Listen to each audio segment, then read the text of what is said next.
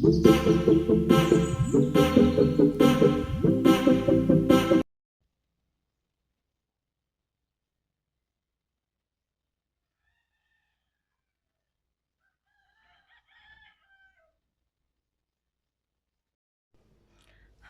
good morning everyone. I'm back. And so matagal tayong nakapag-film kasi syempre galing tayo ng bahay. Hindi na rin ako nakapag-video kasi nga madami ng gawain, and pati yung sa pagpapa-enroll namin sa school, hindi ko na rin siya na-capture. Pasensya na sa very messy na nakikita nyo dyan. Parte po yan ng pagiging estudyante. Hindi na po yan nawawala. Diba? Pati yun dito. So, bumalik ako dito sa chapter nung 20... Nung 9. Kasi, syempre, inuna ko muna na gawin ang lahat. Lalo na sa paglalaba, sa paglilinis, bago umuwi. So, hindi na talaga tayo nakapag video, pero okay lang. So, maglinis ulit tayo. See you later. So, ulit tayo sa labas. Dahil hindi tayo nakapaglinis kahapon sa jungle. Diyan sa tinatawag naming meeting hall. Maglilinis ako ngayon. Pero hindi ko mahagilap yung tambo. Wait lang. Ayun na nga. Kung kumuha ng walis tambo, nagwawalis na sila dito. Tignan nyo. Look. So, kailangan ko lang gawin ngayon is magpunas. Ayan.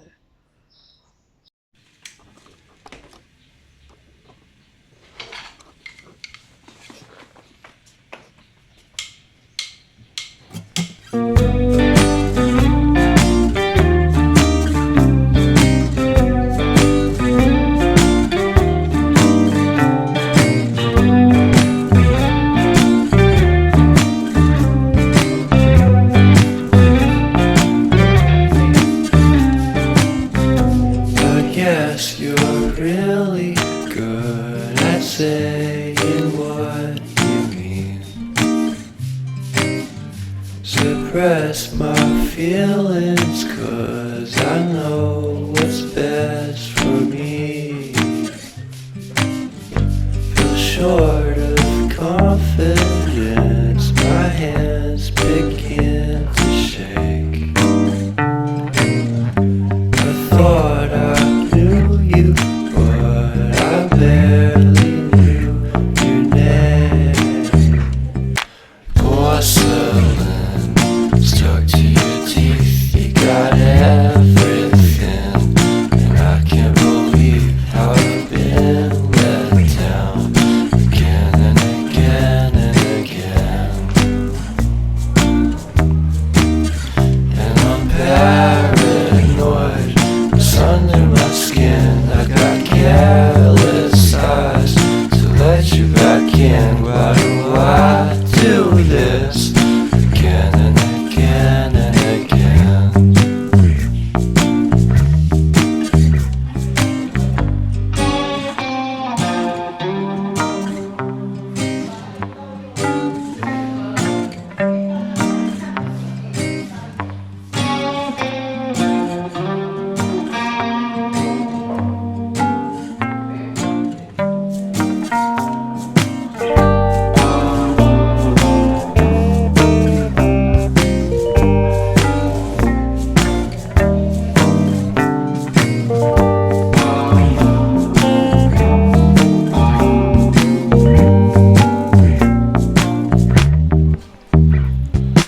Porcelain stuck to your teeth, you got porcelain under your skin, and I'm all for it. Dito, na-try ko yung i-press na tripod. Yung mismong button niya. Pero ayaw niya mag-work. So, it's either siguro dahil sa kalayuan. Hindi siya gumagana, hindi siya makakonect. Kailangan yung medyo malapit lang talaga siya. So, minabuti ko na lang muna na huwag gamitin kasi para hindi ako matagalan sa ginagawa.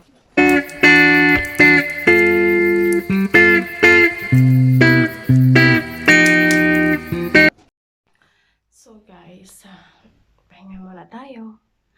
Sa paglilinis na nakakapagod maglinis tayo. So dumating yung mga kasamahan namin na missionary. And nag-iikap sila. It means pag sinabing ikap, maglilinis.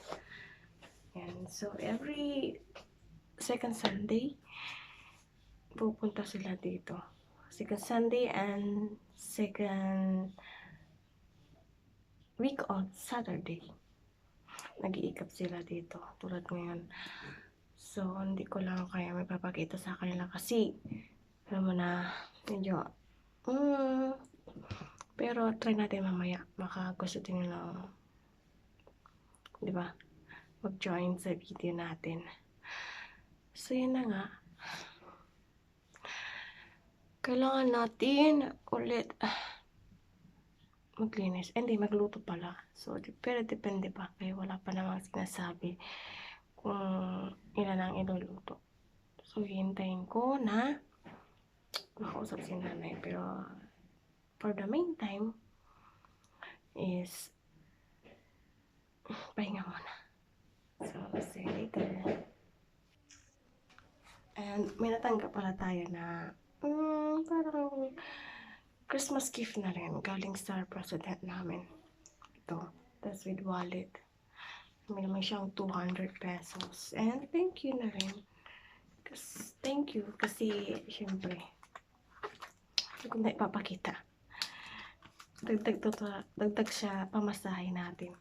Kahit paano hindi na tayo problema sa pamasahe. So, thank you sa president namin, sa advisor namin, mga tumulong kahit walang cash, okay lang. Thank you pa rin sa lahat. And, naway, maging maayos, maging healthy, buong taon, masagana, prosperous New Year's natin, and good health always, and more blessings to come, at makonquer natin yung mga challenges na maranasan pa natin. So, pasensya na po kayo kung may narinig kayo mga pukpuk dyan, something noise. Wala tayong control dyan kasi construction po sila dun sa meeting hall namin. Inaumpisan po nilang baklasin mismo yung pintuan ng dating prayer room namin. So, kasi may nilagay sila doon ng mga Mama Mary, kanon. So, para hindi makasagabal, di ba? Pinapatanggal na po. So, mamaya, tingnan natin kung ano pa natin, pwede pa natin gawin. And after this,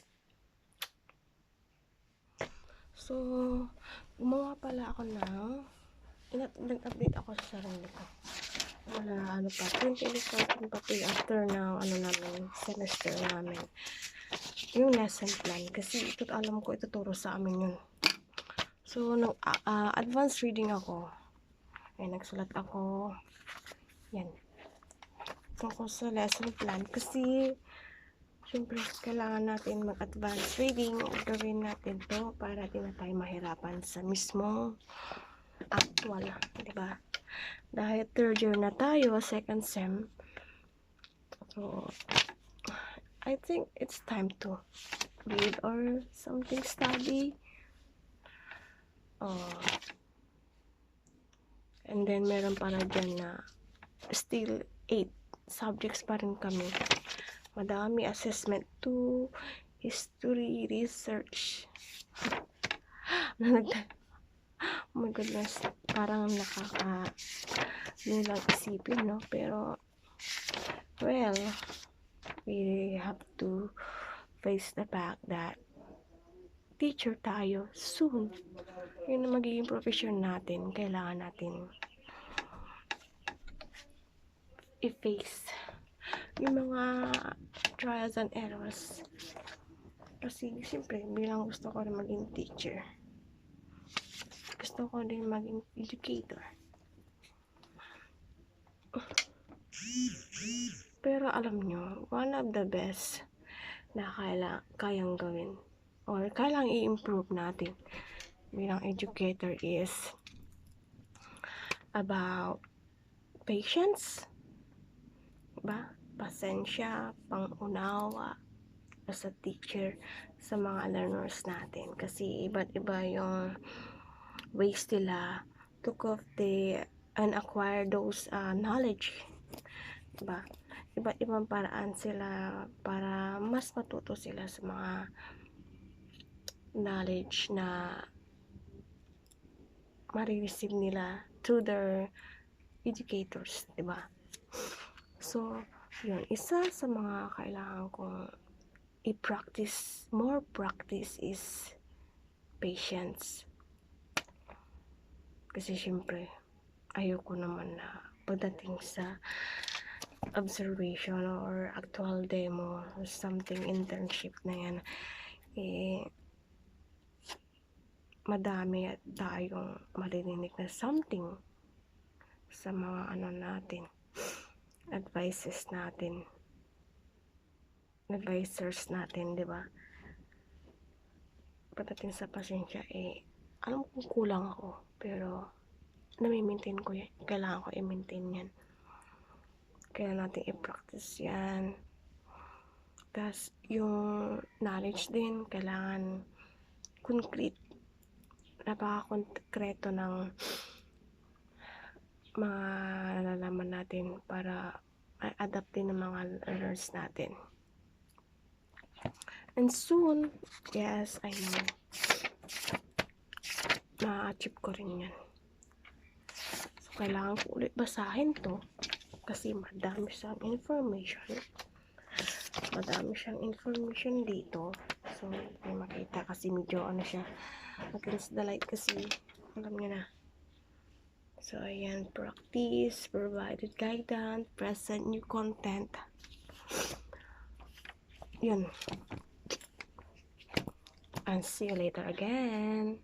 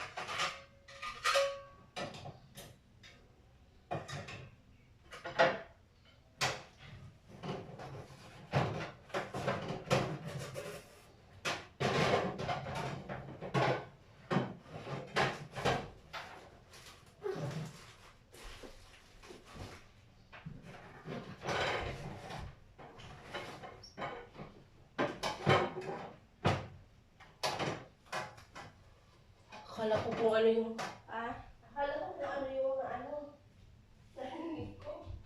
Binalik ko yung mga plato.